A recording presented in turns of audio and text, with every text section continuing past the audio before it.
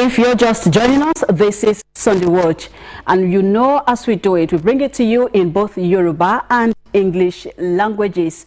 All right, everyday commuting in the city of Lagos, comes with, different issues. But in the magnanimity and wisdom of Mr. Governor, it's been redefined. And as I said earlier, we will be considering the topic building a safe, resilient travels on our waterways. That's what we will be discussing this morning. And I have joining us via Zoom is the General Manager, LASWA, Lagos State Waterways, who is also the Special Advisor to Mr. Governor on Blue Economy. Thank you so much. It's a pleasure to be here. All right. Okay. Let's set the ball rolling this way. A lot of activities, as we all know, is the month of December, where people will naturally, travel, have reasons to move from one point to another. This, of course, is not limited only to Lagos residents. It's also tourists alike. So what are the preparation of LASWA in ensuring that all these people, it's there to December? What are your plans to ensure that everyone, have a wonderful time this season? Yeah, thank you very much. I think it's very important to always plan ahead. And as you know, Lagos. So for us, what we have definitely done is mapped out the areas where there will be a lot of passenger travel. We've been able to also visit those areas, to identify those areas, and then, of course, know the amount of resources that needs to be deployed. So part of these resources will be our patrol boats and the frequency of our patrols and where they'll be patrolling. Also putting on standby our search and rescue units to be able to respond in the case of any emergencies. Also, retraining our water guards who are stationed at the jetties to make sure people are wearing their life jackets, and also to ensure that people are also not overloading their boats, that's the captains and the deckhands. And of course, to also bring in our control room, because our control room as well uses cameras to begin to monitor, and adequately look at the different jetties and see what's going on there. And of course, working very closely with the Navy and of course the Marine Police. We also will be working very closely with them as well. So these are the things we're going to do to ensure that people can move from point A to point B, because really we are the enablers who enable the operators and enable all the passengers be able to ensure that they can have a wonderful time during this period in December. Okay, thank you very much. Let's look at this, of course, is innovation, at work. And I know that a lot will be required as well from, residents, from users of the waterways. What will you be expecting from the users of the waterways, and what will you be doing differently this season for, especially tourists who will be visiting the country or the state precisely? Well, we're expecting a lot of passengers to want to visit the different beaches and visit different tourist sites. We've seen a lot of activity now around Badagry. A lot of foreigners are coming in to just visit Badagry. And apart from Badagry, we're seeing around the Ojo axis, Ilashe, Ibeshe. A lot of them are wanting to visit this area. So from the passengers, we're expecting them, of course, to show up. And of course, we will be wanting to guide them as much as possible on all the safety tips. Right. So what is very, very important to us is make sure that they get all safety briefs before they leave the jetties. These are things that they should be expecting to see from us, and we will be expecting for them to comply by the rules and the regulations, and as much as possible avoid late night travel, which and of course not avoiding drinking, while also either being on the boat, or also just getting off the boat. We want to make sure that they are not heavily intoxicated with alcohol or any kind of substance which can be dangerous to their health. All right, thank you very much. How about the synergy, amongst sister agencies and MDAs in driving the commerce of Lagos? Yes, very closely. So we work with Loma to ensure that they keep the waterways clean and there's easy and free flow navigability. We also work with LASEMA to ensure that we can respond real time to any issues, and then work with also Lasambos, because if there's any issue and we need to get any victims to land really quickly so that they can attend to them and also move them by the ambulances as well. We'll be working very closely with them. Work with the Ministry of Waterfront Infrastructure Development, who also develop necessary infrastructure, around the waterways. We also work with the federal agency NIWA, who also are regulators like ourselves, but they're the federal regulators as well. We'll also be working on, we continue to work with the Bile Oil and Gas, who supplies petrol and of course diesel for these boats as well. We're also working with the NDLEA, because we are checking out people who are carrying illicit drugs, even by our waterways. You'll be amazed that they've caught a number of people a number of times. So these are some of the few agencies we work in, a lot more as well. Of course, the private operators, Lagos Ferry Services, which is also the state operator, working with them to ensure that they can be, free mobility on our, paid mobility on our waterways. Thank you. All right, thank you very much. Now, before I hand it over to my co-anchor in Yoruba, I just want you to, naturally we have people who have phobia for water. What message do you have for such people at a time like this? Just briefly. Well, they should not be afraid. As long as you're wearing a life jacket, you are safe, and you are safe as you should be. All right. Along to into mini conscious show.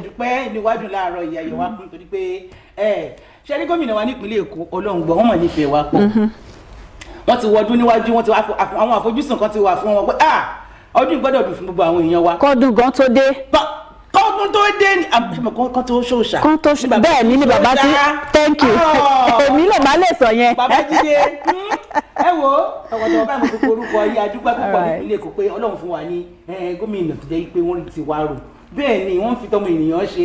Abẹ́ẹ̀rí gbogbo àwọn ètò kan ti ṣe títí dórí omi òun náà ni wọ́n ti ṣètò wípé sẹ́ ànígbàyé gbádùn gbọ́dọ̀ wà fún àwọn gbogbo olùgbé àlejò nípínlẹ̀ Èkó tó fi jẹ́ wípé ọ̀rọ̀ ìgbòkègbodò ọkọ̀ aṣíkiri á fi wá ní ọkàn balẹ̀ lẹ́ni bẹ́ẹ̀ ni bàbá wa náà ni. Bẹ́ẹ̀ ni Olúwadámiláre Emmanuel, yes, General Manager LASWA, iléeṣẹ́ ti LASWA, Special Advisor to the Governor on Blue Economy. Àwọn ìjọba gómìnà ṣe kí ni wọ́n bá wọn fi kún lukùn lórí gbogbo bí nǹkan ó ṣe dáa lórí ọ̀rọ̀ ìgbòkègbodò ní orí omi. Amọ̀dúpẹ́ ní ààrẹ káàárọ̀ sa o, happy Sunday. Ẹ káàárọ̀ bàbá, èmi náà kí yín o. Inú mi dùn pẹ̀sẹ̀ mú Yorùbá yín dání, ẹ pàtẹ́wọ́ fúnra yín sà. Ẹ ṣeun adúpẹ́. Bẹ́ẹ̀ ni ẹ bá wa káwọn ará ìpínlẹ̀ Èkó náà ẹ kí wọn. Àwọn ará Èkó mo kí yín láàárọ̀ yìí o. Ẹ ṣeun bàbá wa náà kí yín yẹn bá wa Olúmídé Olúwadámiláre Emmanuel. Ẹ ti sọ mí lórúkọ ẹ̀mí nìyẹn.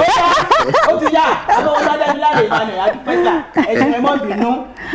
Ṣé pé ní àárọ̀ yìí òun náà ni ẹni bá dín ìbò tọ́jú àti mọ̀ pé ọdún tí ó ti ṣe kí ni ó ti súnmọ́ wa báyìí àwa náà ń súnmọ́ ọdún lágbára lọ́wọ́ Ọlọ́run ara rí ayọ̀ náà la máa fi ṣe. Àwọn ètò owó lẹ ti ṣe tó fi jẹ́ pé ìgbòkègbodò ọkọ̀ lórí omi tó jẹ́ pé máa tu àwọn èèyàn ní ara àti àwọn àfojúsùn wo oníkàwọn èèyàn wa bẹ̀rẹ̀ sí ní máa wò láti wákàtí ọ̀wọ̀ pé ẹ wò ó ní o rò pé mo fẹ́ gba pópó jàre ẹ̀yìn àkókò gborí omi tó jẹ́ pé ó rọrùn. Bẹ́ẹ̀ni ma, so àwọn àkọ́kọ́ àti kọ́kọ́ rí pé gbogbo àwọn aṣọ ìdáàbòbò àti jẹ́ kó wà fún gbogbo àwọn tó fẹ́ lọ sójú omi. Ìyẹn life jacket. Àwọn ọkọ̀ bẹ́ẹ̀ life jacket, àwọn ọkọ̀ ojú omi yẹn náà àti lọ wo gbogbo wọn ká lè rí pé wọ́n dúró bó ṣe yẹ kó dúró sórí omi, wọ́n dẹ̀ ń lọ wọ́n ń bọ̀, kò dẹ̀ sí jàǹbá, kò sí nǹkan tó ṣe wọ́n àti ìwòrán náà. A ti wá rí i pé àwọn èèyàn náà tó fẹ́ lọ lórí omi àwọn nǹkan lọ́nà láti mọ̀ kí ni àwọn kinní yẹn tó lé pé aláti jẹ́ kó mọ̀ kó tó lọ sórí omi, gbogbo ẹ̀ là ń sọ fún wọn, gbogbo ẹ̀ là ń jẹ́ kó fi yé wọn so that àwọn náà lè wà okay ká má ní ìṣòro lórí omi. Ẹ ṣeun gan ni bàbá wa àwọn nǹkan wo gangan ló yẹ kí ẹni tó yẹ kó fẹ́ wọ ọkọ̀ ojú omi àwọn nǹkan wọn ló yẹ kó mọ̀ kó tó di wípé ó kọ lù mí torí wọ́n ní ohun ẹ̀dá fẹ́ kọ lù mí tí ò bá mọ kí ni tí ò bá mọ̀ wẹ̀ àbí kọ́kọ́ lajú wọn kọ́ wo ibi tó ń lọ kó lajú wà ń tó bá ti wá débẹ̀ kó make sure pé òun wọ aṣọ ìdáàbòbò ẹ̀ ẹlẹ́ẹ̀kejì kó dẹ̀ rí pé kò sí ihò nínú aṣọ ìdáàbòbò yẹn nígbà míì ihò máa wà ń bẹ̀ àbí kò ní strap ẹ̀ mọ́ strap ẹ̀ ò sí ń bẹ̀. ṣé pé tí ìwọ bá ti wà ń bẹ̀ kò dáa nìyẹn. kò dá nìyẹn then tó bá ti wọ ọkọ̀ ojú omi yẹn kó wọ ọkọ̀ ojú omi yẹn dáadáa ṣé kò sí ihò nínú bóòtù ṣé kò sí ihò nínú ọkọ̀ ojú omi yẹn o ṣó dẹ̀ ń lọ gẹ́gẹ́ kò sí wàhálà ó ń lọ kò sí nǹkan kan tó ń ṣe bó ṣe ń lọ àwọn nǹkan tó yẹ kó wò nìyẹn tó bá ti fẹ́ wọ ọkọ̀ ojú omi. ẹ ṣeun bàbá wa ẹ máa sọ̀rọ̀ kan ẹni pé ká wọ ọkọ̀ ojú omi pé kò ní hò tá a bá ti wá bọ́ sójú omi tá a ti lọ tá a bá ní abákẹ́sì ihò ṣé a lè bá òtúkọ̀ sọ̀rọ̀ àwọn ìgbésẹ̀ wo ni èrò fẹ́ gbé bẹ́ẹ̀ ni o ìgbésẹ̀ wo ni èrò fẹ́ gbé nírú àsìkò báyìí. a ti ní àwọn nọ́mbà tó máa pè ṣòye yín so tí tó bá ti rí nǹkan kan kọ́ ṣáà ti pe àwọn nọ́mbà yẹn lẹ́sẹ̀kẹsẹ̀ lẹ́sẹ̀kẹsẹ̀ ló máa pe àwọn nọ́mbà yẹn pé báyìí o ìṣẹ̀lẹ̀ o ẹ máa bọ̀ o àdèmá débẹ̀. ní kọ́mọ́nkóbó bàbá wa ipa akitiyan wo ni ìpínlẹ̀ Èkó ń sà láti dènà àwọn onísùnmọ̀mí lójú omi ṣàmọ̀ yìí pé kò síbi tí ṣe ò sí pàápàá jùlọ àwọn tó ẹ̀kọ́ máa fẹ́ rìn lálẹ́ tọkàn wọn fi balẹ̀ pé kò sí nǹkan kan àlàáfíà ni gbogbo ojú omi pátápátá òun náà ni ààbò wà fún àwọn ààbò wo ètò ààbò wo lẹ ti ṣe sójú omi láti ṣe kí ni láti má gba àwọn onísùnmọ̀mí láàyè láti halẹ̀ mọ́ àbí kí wọ́n dúnkòkò mọ́ àwọn èèyàn wa. ṣé ìlú tá a wà yìí kí nǹkan kan tó ṣẹlẹ̀ a ti máa ń ronú kí ni àwọn nǹkan tó lè ṣẹlẹ̀ irú àwọn nǹkan wo ló lè ṣẹlẹ̀ tá bá ti wá rí gbogbo àwọn nǹkan yẹn àwa sọ pé ok kí ni àwa gan-an máa wá ṣe ká má rí gbogbo àwọn kíní tó máa wá ṣẹlẹ̀ yẹn ṣẹ́rí control room ní ìjọba ìpínlẹ̀ Èkó ti gbé sílẹ̀ pé ká lè rí gbogbo jẹ́tì tí àwọn èèyàn máa lọ a máa rí wọn báyìí bọ́ ṣe ń lọ bọ́ ṣe ń bọ̀ gbogbo ẹ̀ la máa rí tí nǹkan kan bá ti wá ṣẹlẹ̀ àwọn ọkọ̀ ojú omi tó lè respond la máa wá rán sí wọn kó sáré lọ gbé wọn tí nǹkan kan bá ṣẹlẹ̀ ṣùgbọ́n àgbàdúrà pé nǹkan kan ṣẹlẹ̀ o tí nǹkan kan bá ṣẹlẹ̀ àwọn yẹn ló máa lè dé ọ̀dọ̀ wọn. ní kíákíá ẹ ṣeun gan ni ẹ kú iṣẹ́ náà Ọlọ́run á tí ò máa fún yín ṣe. àwọn èèyàn wá dẹ̀ bá a ṣe ń sọ yìí bá a ṣe ń sọ yìí bóyá pé wọ́n rí gẹ́gẹ́ bí ọ̀gá àgbà ní iléeṣẹ́ LASUA yìí. tó jẹ́ pé ẹ jẹ́ olùbádámọ̀ràn gómìnà ẹlòmíì bọ́nà tẹ̀ sí ń wọ̀ gan ṣé pé wàṣà àwọn apá àbọ̀ lájẹ̀ sí èrí wọ̀ bàbá mi ẹ bá ń dá wọn lóhùn àwọn ìbéèrè yìí torí wọ́n fẹ́ gbọ́ sí. tó bá jẹ́ Fálọmọ ni o tó bá jẹ́ Èbúté Èrò ní Lagos Island ni o tó bá jẹ́ Ìpàkòdó Èbúté ní Ìkòròdú tó bá jẹ́ Liverpool ọjà Liverpool yẹn ní Àpápá ìyẹn náà wà ń bẹ̀ níwájú Badagry ó wà ń bẹ̀ Mile 2 ó wà ń bẹ̀ àti Èbúté Ọ̀jọ́ àti Ìjẹ̀gù Ẹ̀gbá ó wà ń bẹ̀ náà. Ìjẹ̀gù Ẹ̀gbá ó wà ń bẹ̀. ẹ ṣeun gan ni bàbá wa nítorí pé bẹ́ẹ̀ ṣe ń sọ ní ṣísẹ̀ntẹ̀lé ẹ̀jẹ̀ bá fẹ́ gbẹ́rù nǹkan torí ẹlòmíràn ní ẹrù yìí o tó máa gbégbá ojú pópó owó ẹ̀ lè pọ̀ ṣé owó ẹ̀ ṣe kò dáyàn lọ́rùn lórí omi. tó bá gbẹ́rù iye tó yẹ kó sọ ló máa sọ. Can you imagine? Wonderful. kò ní sí pé bóyá wọ́n no extra no extra cost. ẹrù ṣáà ní jókòó sórí seat. Interesting. All right. ó ní tó máa gbé sí. ìyẹn ni wípé ó rọrùn láti ṣe kíni láti wọ ọkọ̀ ojú omi ó sì ṣe kíni ó fún wa ní àlàáfíà àti ìfọkànbalẹ̀ pàápàá tọdún mọ́ àti oríṣiríṣi àbí nǹkan ẹgbọ́n ẹ̀dẹ́kun wọn ọ̀rẹ́ kì í ṣe dókítà ṣùgbọ́n àwọn dókítà máa sọ fún wa yìí pé tá bá ti ń wọkọ̀ ojú omi tátẹ́gùn fẹ́ sí wa wọ́n ló níṣẹ́ tó ń ṣe ní àgọ́ ara ṣóòótọ́ ni ẹ bá mi bá àwọn èèyàn wa sọ̀rọ̀ tẹ́yìn náà bá rí atẹ́gùn tó bá fẹ́ sí ẹ̀yin kan máa sùn lọ ni. All right. Okay. ẹ ṣe gan ni bàbá wa dúpẹ́ o Ọlọ́run àti ọmọ àràn yín lọ́wọ́ a máa ràn yín ṣe o ẹ máa dàgbàsókè sí ìmúgbòrò Adébáyín àtẹ̀yìn àti gómìnà mo ní èwo ìfẹ́ rẹpẹtẹ ìpínlẹ̀ Èkó yóò máa tẹ̀síwájú. All right. Thank you very much. Okay, Mr. Oluwadami, I'm telling you, Oluwadamilola Emmanuel, the GM LASWA and the special advisor to the governor on blue economy. I want to, at this point, you have said a lot that, say, look, for everyone who desire to move on Lagos waters, it is safe. But then let's come to the means of that movement. What will be, the means of payment? I know about the carry card. I know about the multimodal transportation system in Lagos State. Just talk briefly about that so it will give every Lagos resident or those who want to enjoy the movement on waters on what to do, sir. Well, everywhere they'll be moving generally will be use of the carry card, but we also know, so it's half and half.